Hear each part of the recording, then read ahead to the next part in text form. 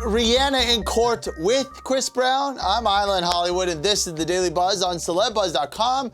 And joining me to discuss is former criminal prosecutor and author Loni Coombs. Loni, so Chris was back in court for not apparently completing his court-ordered community service as part of his probation. Now, what extra charges could he be facing? Well, you know, the prosecutor alleged, and we say alleged because these haven't been proven, 4 other incidents besides not completing his community service. Those include allegedly punching singer Frank Ocean in a Hollywood recording studio, along with threatening him, and then also the chair throwing incident after the Good Morning America show, and also stealing a cell phone from a fan in Miami. So these are all put in the DA's papers to the judge. However, the DA is not asking to follow up on any of those charges. All they're asking the judge to do is have Chris Brown follow through on his 180 hours of community service that he was supposed to do in the first place. And the DA is saying, look, they submitted paperwork saying that he did do it, but we don't believe that it's legitimate paperwork.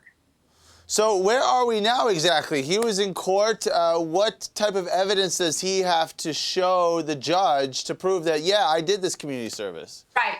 The DA sent some investigators out, and Chris got an interesting and somewhat unusual sentence in the first place. Usually you have to do your community service where you're sentenced, but he was allowed to do it in another state. The DA sent an investigator out there and followed up to get the paperwork, and they said, you know what, there's something suspicious about this paperwork. So now what Chris has to do, and his attorney is already telling the media, that they have to get people who will say, he did do this community service. I was there. I checked him in. I saw him doing it, and I will sign under penalty of perjury that he did actually complete these hours. I would think it's pretty easy. He's going to have people that are going to have his back regardless. Now, is it surprising to you that Rihanna showed up in court, and does this affect the outcome in any way, shape, or form?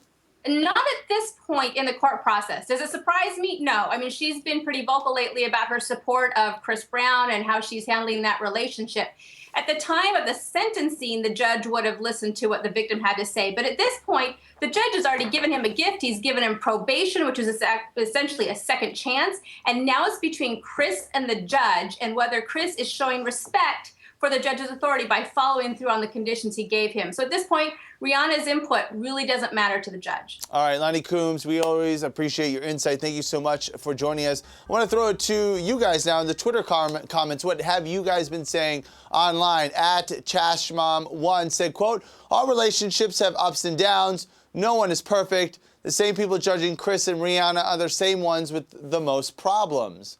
And Young Corey writes, Rihanna sucks, LOL. How are you going to go support Chris Brown in court for whooping your ass? It's pretty strong stuff, but I think a lot of people are asking the same question. And at Marie_Hoban writes, I wish Chris Brown wasn't such a terrible person because he has some banging songs. There you go. For more on Chris Brown and Rihanna and the biggest stories breaking right now, just stay clicked on CELEBUZZ.com and don't forget to subscribe to our YouTube channel.